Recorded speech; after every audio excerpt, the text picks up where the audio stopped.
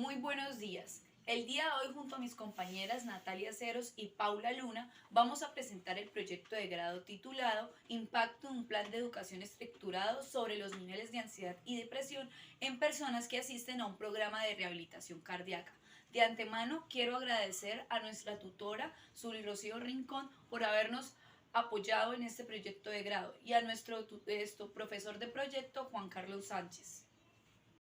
Como parte introductoria tenemos que la educación para la salud es un proceso de educación y de participación del individuo que busca, tiene como objetivo buscar brindar conocimientos básicos sobre la promoción de la salud y la prevención de la enfermedad, ya sea de manera colectiva o individual. Pues las enfermedades cardiovasculares, según la OMS, son una de las causas principales de muertes al año, con un estimado de 17.7 millones de muertes en el año 2015. A esto hay que agregarle que las enfermedades cardiovasculares son una de las enfermedades más costosas según el sistema de salud.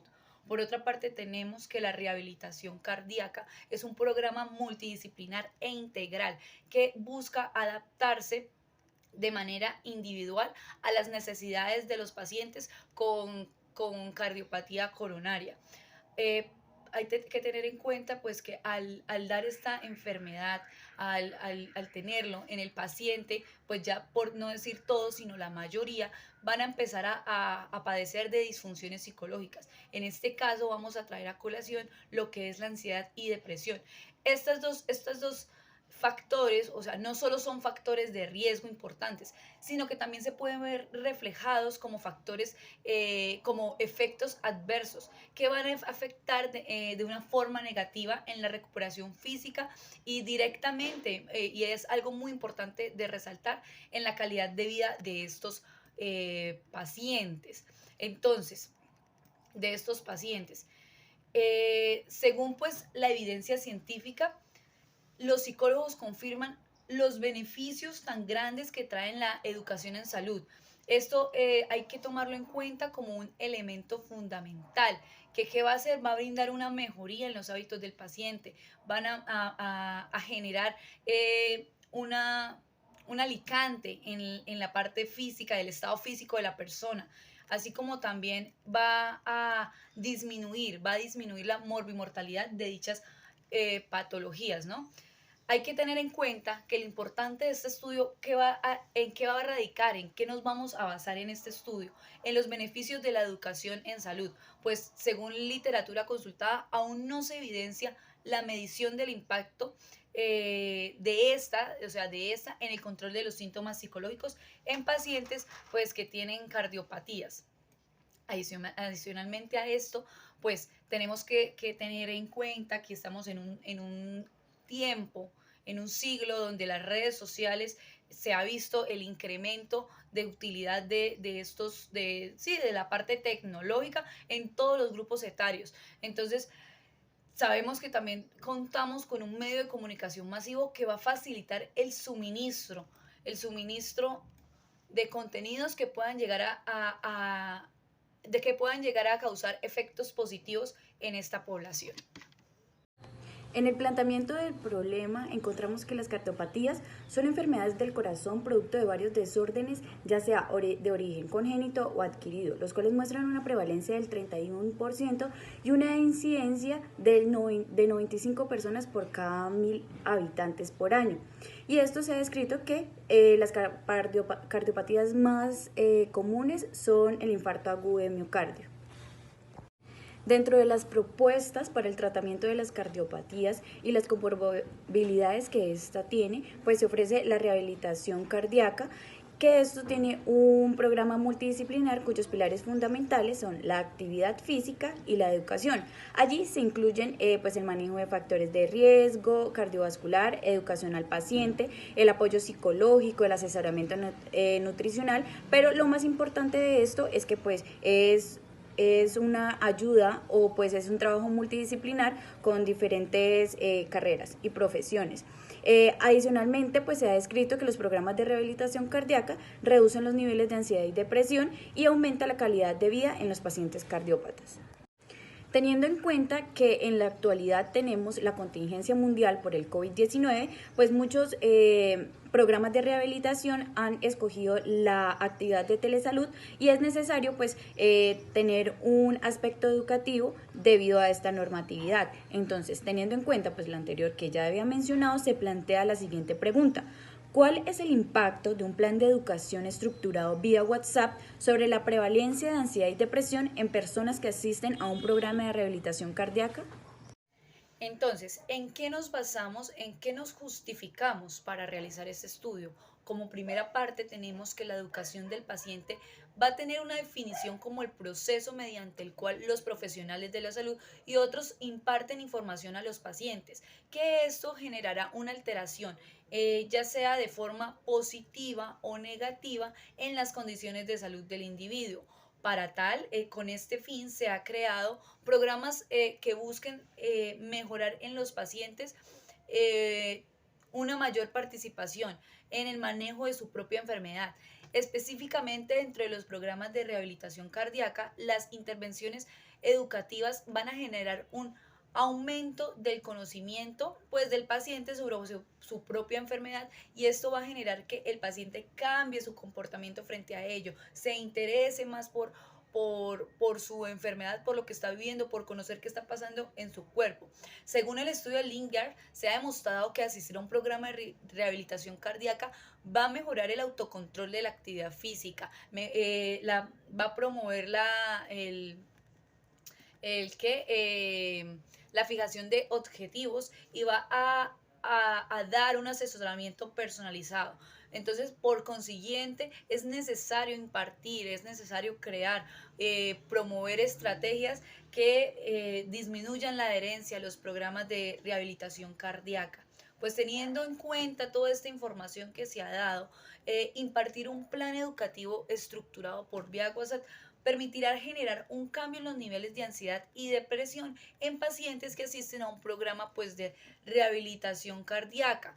¿Esto qué va a hacer? Como ya lo había dicho anteriormente, va a aumentar los conocimientos de la propia enfermedad del paciente, va a favorecer un mayor control de los factores de riesgo, va a incrementar la seguridad del paciente sobre la toma de medicamentos, y lo más importante es que vamos a proporcionar estrategias que van a mejorar el control del estrés, de la ansiedad y la depresión, entre otros factores.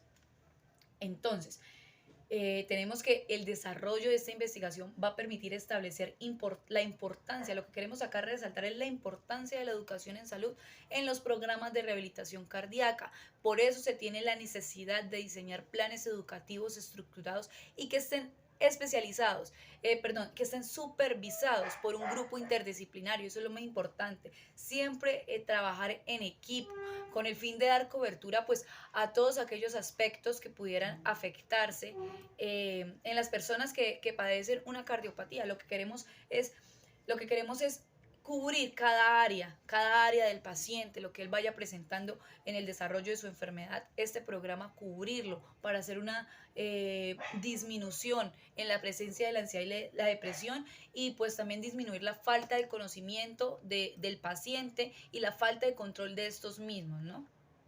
Se espera pues que este estudio beneficie de forma positiva tanto a los pacientes como a los profesionales de la salud. En este caso, pues a los pacientes, ¿en qué va a beneficiar? Como ya lo había dicho anteriormente, que tenga un mejor control de su enfermedad, ¿sí? Y a los profesionales, pues, que van a percibir mejoras en los resultados de la atención que ellos están brindando a estos pacientes, pues tras la implementación de este plan estructurado, pues que lo que se busca también es optimizar el servicio que se brinda a todos esos pacientes.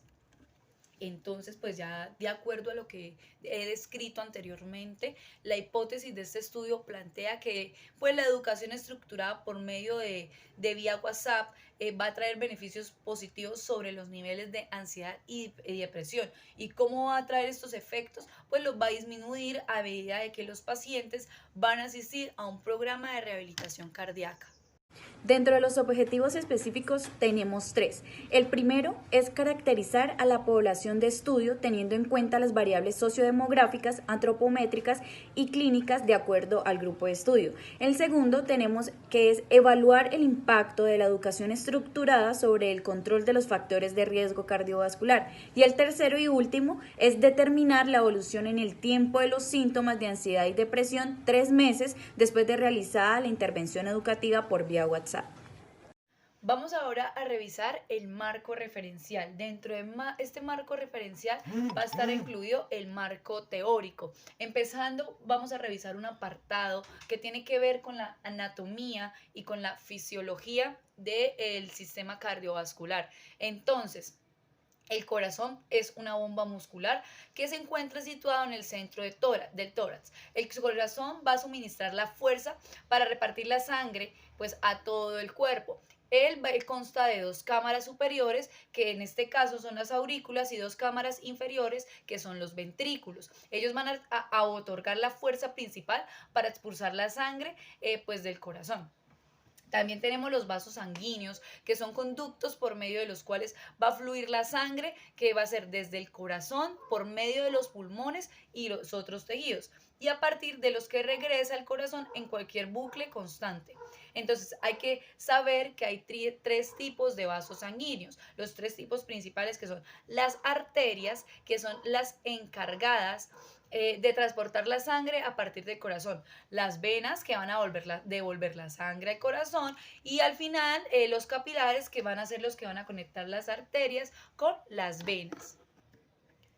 Bueno, entonces dentro de la anatomía y fisiología cardíaca encontramos el sistema de conducción cardíaco, que esto es una red ramificada de células miocárdicas que van a estar especializadas van a estar especializadas en funcionar como vía rápida para las señales eléctricas que controlan pues la contracción cardíaca. Entonces, es fundamental considerar un potencial de acción en una motoneurona somática que produce cualquier potencial de acción en una fibra muscular esquelética. El sistema de conducción cardíaco es bastante distinto, pues que cada célula puede poner en marcha cualquier potencial de acción sin ningún tipo de estímulo externo. Esto es una propiedad de este sistema que se llama autorritmicidad. Entonces, ¿cómo funciona este sistema? ¿Cómo corre la información eléctrica? Primero, las células del nódulo sinusal disparan un primer potencial de acción, ¿sí? Entonces, las células del nódulo sinusal van a disparar un primer potencial de acción. Seguido a esto, entonces, una onda de potenciales de acción va a pasar desde el nódulo sinusal a través de las células contráctiles de las aurículas, que esto van a ir estimulando la contracción a medida que avanza. Posterior, algunos potenciales de acción van a empezar a tomar atajos a través de las células de conducción dispersas dentro de las aurículas. ¿Para qué? Para llegar a un segundo grupo de células conductoras en el nódulo auriculoventricular, que está ubicado en el tabique interauricular. Luego, extendiéndose hacia abajo desde el nódulo auriculoventricular, se encuentra el haz auriculoventricular, que este también es llamado el haz de His. Entonces, un corto puñado de fibras de conducción. Estos van a hacer la conducción entre las aurículas y los ventrículos. Este haz de His va a perforar el esqueleto fibroso que aísla las aurículas de los ventrículos, y van a llevar una señal a través del tabique intraventricular. Entonces, a medida que continúa descendiendo, el haz de His se divide en ramas de derecha e izquierda y se van a extender abajo del tabique interventricular hasta el vértice del corazón. Y en el vértice, ya por último, estas ramas del haz se van a dividir en pequeñas fibras que van a tener por nombre las fibras de Purkinje, que giran hacia arriba y van a llevar la señal de las células contráctiles del ventrículo. Y ya como por último, como resultado de todo este sistema, la onda de contracción se va a extender hacia arriba desde el vértice del corazón hasta el ventrículo, bombeando la sangre de los ventrículos. Otra parte importante de la anatomía y fisiología cardíaca es que el sistema cardiovascular también tiene que ver con el sistema nervioso autónomo, que sabemos que se divide en simpático y en parasimpático. Entonces, en la parte simpática, el estrés va a activar la respuesta de lucha o huida del sistema nervioso pues simpático. ¿Y qué va a hacer esto? Va a generar un aumento del gasto cardíaco para proporcionar más sangre a los tejidos que trabajan, ¿sí? Entonces, ¿cómo pasa esto? Las señales se transmiten pues por fibras nerviosas simpáticas que van a descender por el centro vasomotor hacia abajo pues a través de la médula espinal y la cadena simpática para unirse a una red de fibras simpáticas que rodean al corazón, y esto está llamado como plexo cardíaco. Entonces, otras fibras simpáticas inervan directamente el músculo ventricular. Y este efecto de señales simpáticas lo que va a hacer es aumentar la fuerza de contracción, ¿sí? Porque estamos en una de activo. El sistema simpático es cuando todo se activa, empieza a trabajar más rápido ante una situación pues externa, ¿no? Entonces, lo que decía, va a aumentar la fuerza de contracción de las células musculares ventriculares. Y lo que va a hacer es aumentar la cantidad de sangre que va a producir el corazón. Por otro lado, a diferencia de este aumento de sangre, de este aumento de trabajo, también vamos a tener cuando hay ausencia del factor de estrés. Entonces los tejidos, pues aquí entra a actuar el sistema parasimpático. Entonces, pues los tejidos obviamente van a requerir menos sangre porque estamos en un estado pues relajado, para decirle entre comillas. Y aquí, ¿qué va a pasar con el gasto cardíaco? Él va a haber una reducción, ¿sí? ¿Por qué se va a reducir el gasto cardíaco? Porque está también activo el sistema nervioso parasimpático. ¿Qué va a hacer esto? Va a liberar una acetilcolina. ¿Y qué va a producir la acetilcolina? Va a disminuir la frecuencia cardíaca. Entonces, las señales de los nervios y de la frecuencia cardíaca, estos llegan al corazón, las señales de los nervios parasimpáticos llegan al corazón por medio del nervio vago, ¿sí? Y entonces este sistema parasimpático tiene poco impacto sobre la fuerza de contracción. Aquí vamos a ver que el corazón va a estar más relajado, ¿sí? ¿Por qué? Porque el nervio vago parasimpático envía escasas fibras para inervar pues el músculo cardíaco. Por otra parte, ya para finalizar, para ir finalizando este apartado, tenemos el ciclo cardíaco, ¿sí? Entonces, el ciclo cardíaco es una secuencia de fenómenos que va a dar lugar, lo que pasa entre el comienzo de un latido cardíaco y el inicio del siguiente. Entonces, ¿qué es lo que pasa en el ciclo cardíaco? En esta parte se va a explicar todo el proceso que hay entre un latido cardíaco y el nuevo que se va a producir, ¿sí? Entonces, este fenómeno va a estar coordinado para optimizar el flujo sanguíneo desde las aurículas hasta los ventrículos, desde los ventrículos hacia los grandes vasos, que en este caso son las arterias, que tenemos la arteria a la aorta y las arterias pulmonares, y desde las grandes venas, que están la vena cava y la pulmonar, de nuevo hacia las aurículas. ¿Cómo se da todo este ciclo? Desde que el corazón expulsa la sangre y tiene que pasar por los grandes vasos, ¿no? Entonces, también como el sistema de conducción cardíaca, el ciclo cardíaco también se divide en unos pasos, ¿no? Entonces comenzamos por la sístole auricular. Entonces las aurículas se están contrayendo mientras los ventrículos están relajados, listos para recibir la sangre, ¿no? Entonces hay que tener en cuenta que al comienzo de cada sístole auricular, cada ventrículo contiene aproximadamente 100 mililitros de sangre. Entonces la contracción auricular va a impulsar alrededor del 20%, que son 20 mililitros más de sangre hacia los ventrículos.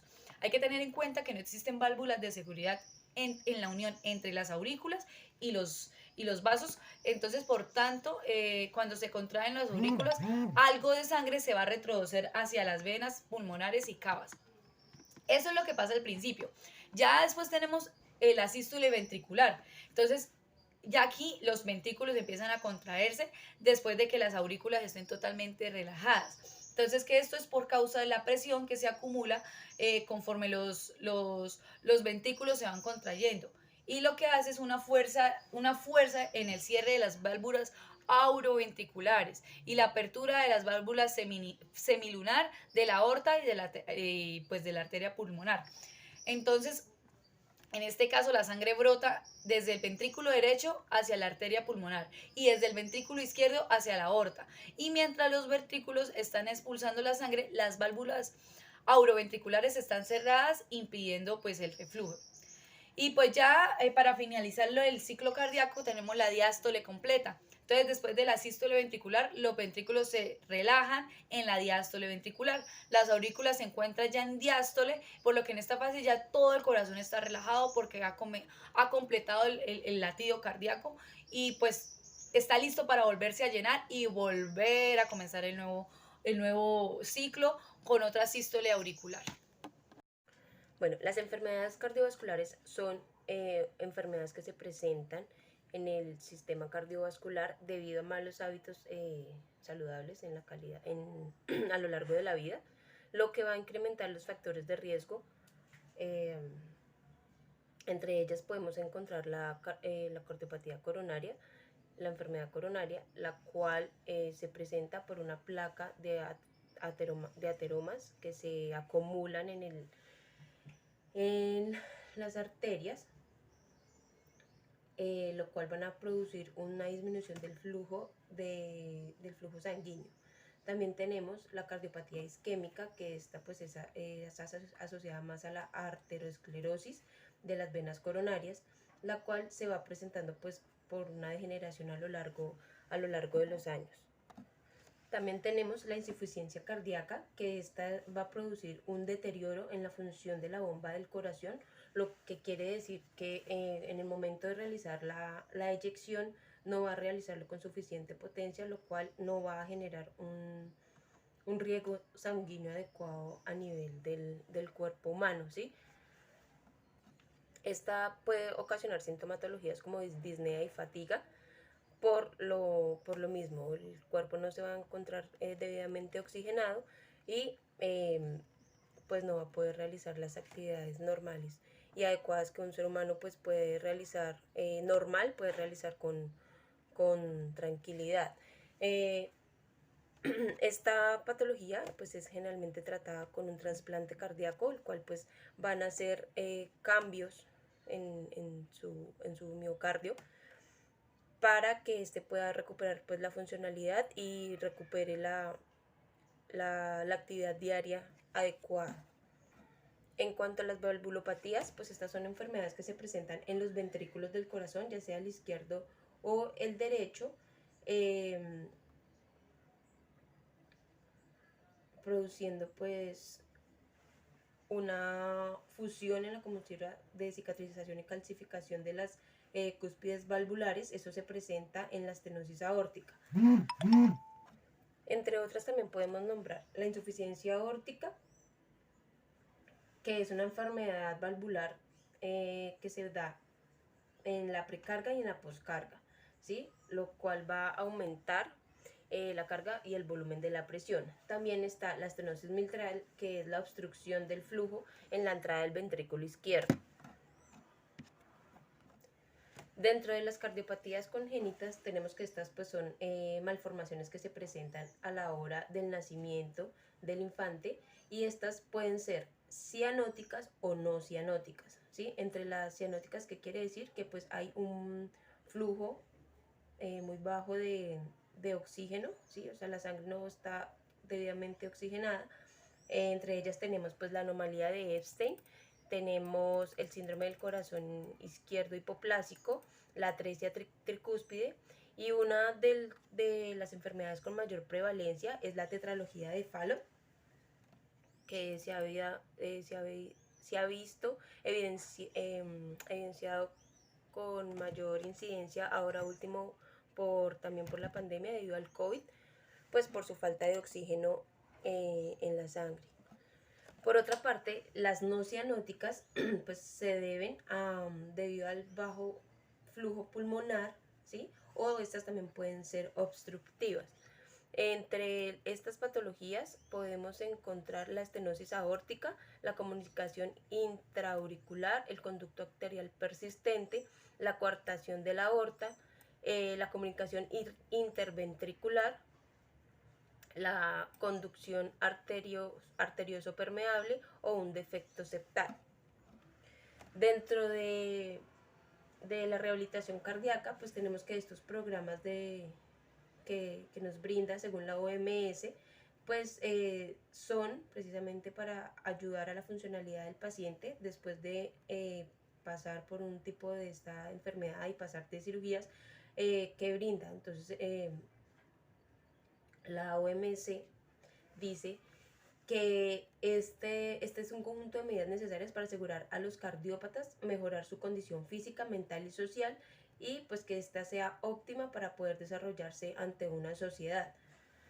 Y así pues pueda mejorar su calidad de vida, que eso es lo fundamental de este programa de rehabilitación cardíaca.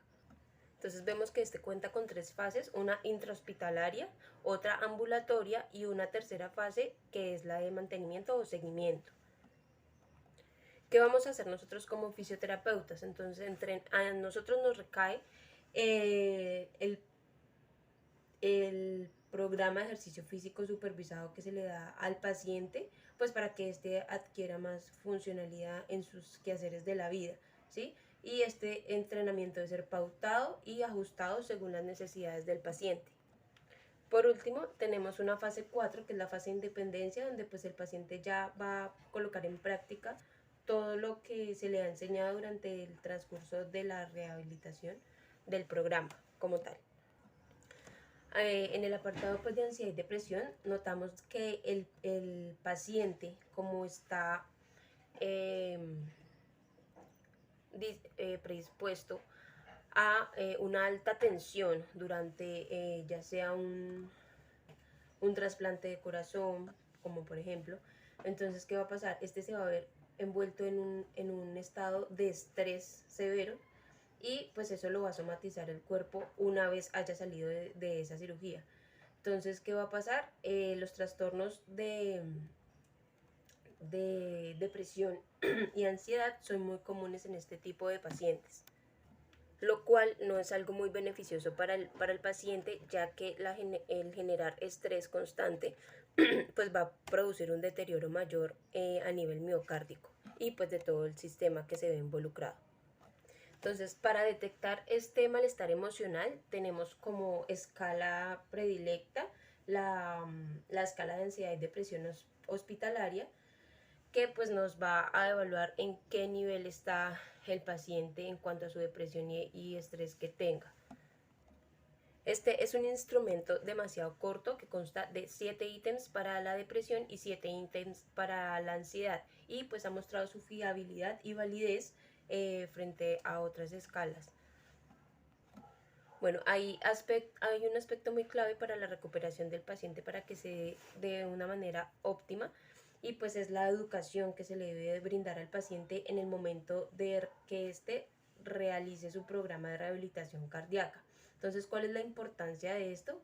Pues para que se cumpla dicho objetivo es que el paciente pues pueda obtener la funcionalidad adecuada de manera holística en todos los aspectos de su vida. Entonces, por ello es importante educar al paciente a mejorar esos hábitos de vida que debe tener. Entonces, a motivarlo con el ejercicio, a cambiar de cómo se nutre, ¿sí? Cómo es su alimentación. Con esto, ¿qué va a pasar? Pues los factores de riesgo van a empezar a disminuir, ¿sí? Y pues se le va a dar la promoción adecuada y la prevención a la enfermedad. Pero todo esto es debido a cómo usted intervenga y cómo va a educar al paciente para que se dé adecuadamente estos pasos y que él lo mantenga cuando usted ya no esté presente. Continuando con el marco teórico, tenemos un capítulo dedicado a los programas de rehabilitación cardíaca. Entonces, estos programas de rehabilitación cardíaca son sistemas terapéuticos que están recomendados por la Organización Mundial de la Salud. Estos programas surgieron en los años 70 del siglo pasado y tienen como definición el conjunto de medidas necesarias para asegurar a los cardiópatas una condición física, mental y social óptima que les permita a ellos mismos ocupar su medio de forma positiva en la sociedad, que les permita readaptarse a la sociedad después de haber presentado su cardiopatía, su enfermedad cardiovascular, que después de padecerla deja muchos efectos adversos en el paciente, ¿no? Entonces eso es lo que busca estos programas, cubrir todas esas necesidades que surgen en el paciente después de haber presentado esa enfermedad. Entonces, los programas de rehabilitación cardíaca van a dividirse en 4 fases, va a constar se va a desarrollar en 4 fases. Entonces, la primera fase, la fase 1 o fase intrahospitalaria, es cuando el paciente está, pues, está hospitalizado, acaba de salir como de pasar la parte de la enfermedad, y lo que se quiere es como preparar al paciente para poder iniciar este programa, ¿no? Que el paciente alcance un nivel de actividad similar, o sea, que el paciente alcance un nivel de actividad necesario para llevar a cabo pues ciertas actividades simples que requiere esto como condición para empezar el programa, como actividades como el autocuidado personal y la movilización pues en el ámbito doméstico. Como fase 2, este programa se basa en un programa intensivo de control y de ejercicio monitorizado. Entonces, la fase 2 se va a desarrollar en las primeras semanas o meses tras el acontecimiento, pues de una forma ambulatoria.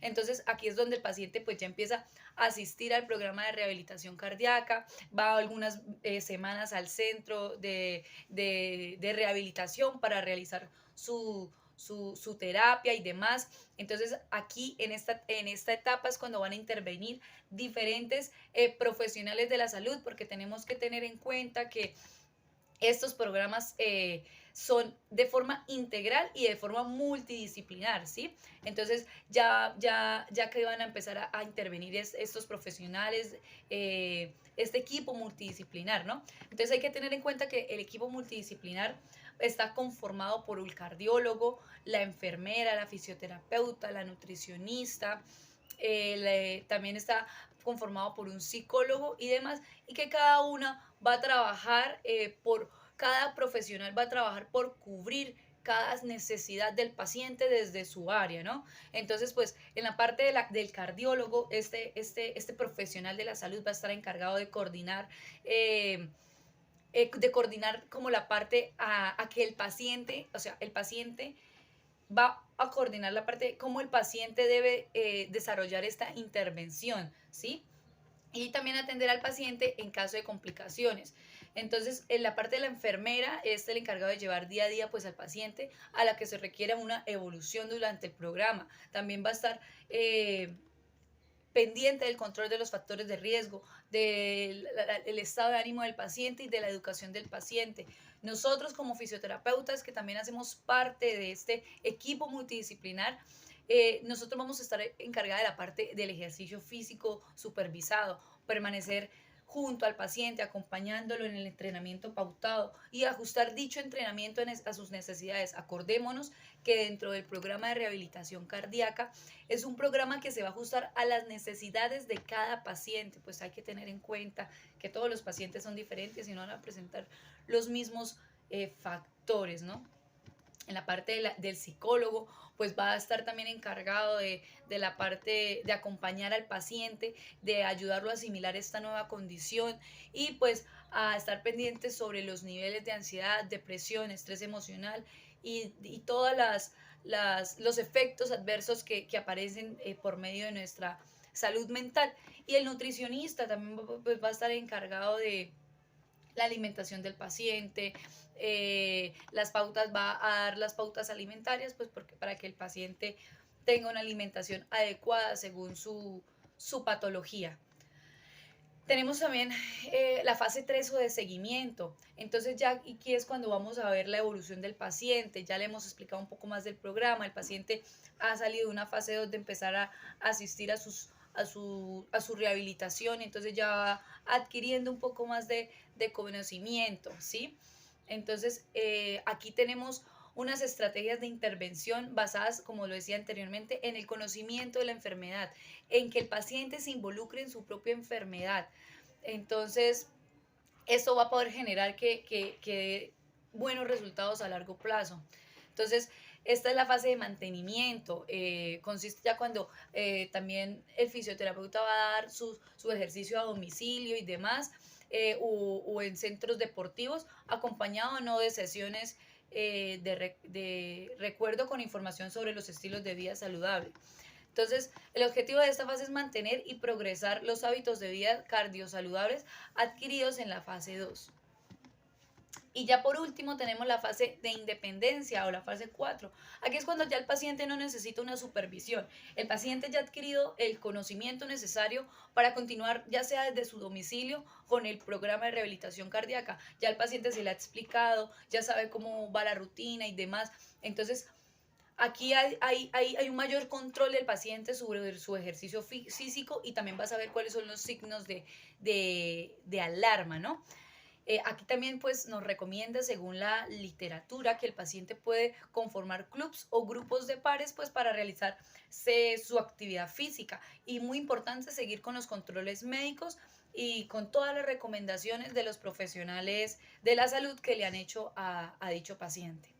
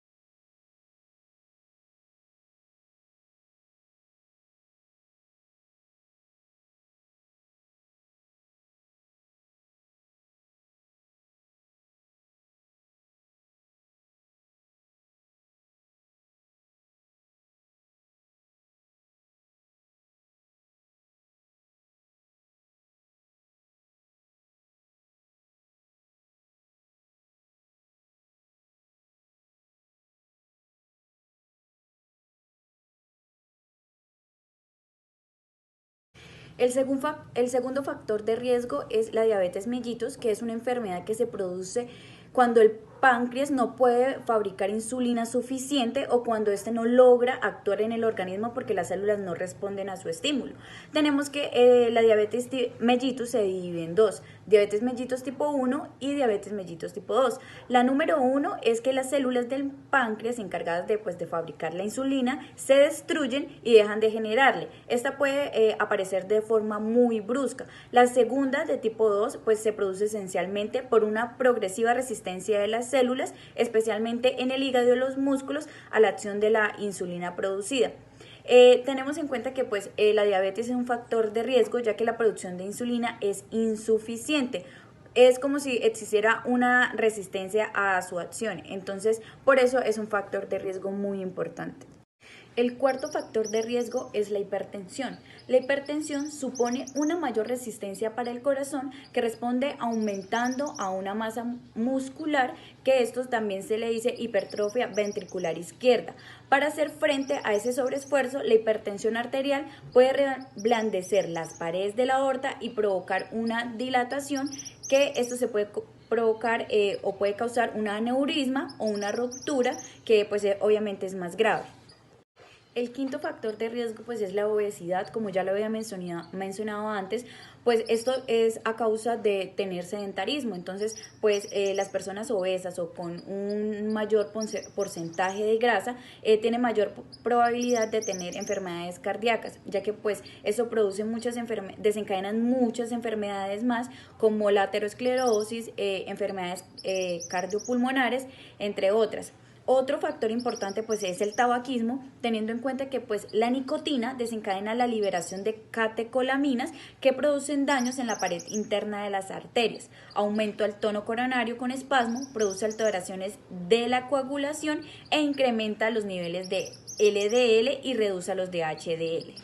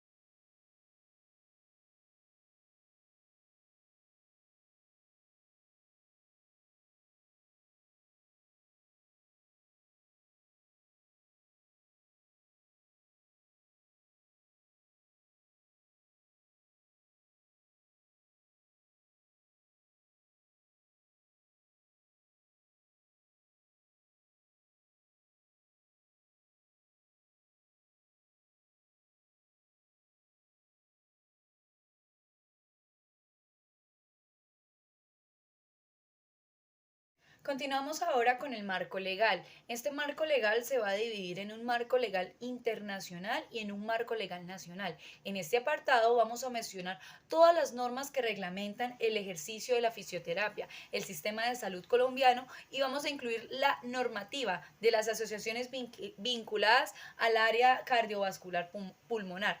Dentro del marco internacional tenemos el Comité Interamericano de Prevención y Rehabilitación Cardiovascular de la Sociedad Interamericana de Cardiología, en conjunto con la Sociedad Suramericana de Cardiología. También tenemos la Asociación Americana del Corazón, la Asociación Americana de Rehabilitación Cardiovascular y Pulmonar, el American College of Sport Medicine. Tenemos la Confederación Mundial de Fisioterapia, el American Physical Therapy Association. Estas asociaciones hacen parte del marco internacional y cada una con sus respectivos objetivos para aportar al ejercicio de la fisioterapia, que es el que nos compete en este caso. Dentro del marco legal nacional tenemos a la ley 100 de 1993, que es la ley que regula todo el sistema de salud colombiano. También tenemos la resolución 238 de 1999, que esta ley es la que legaliza la prestación de los servicios de salud, pues en cualquier área, y también pues se agrega aquí la parte de los programas de rehabilitación cardíaca. También tenemos la resolución 5261 de 1994, que esta va a establecer toda la parte de actividades, intervenciones y procedimientos que se encuentran en el sistema de seguridad social en salud.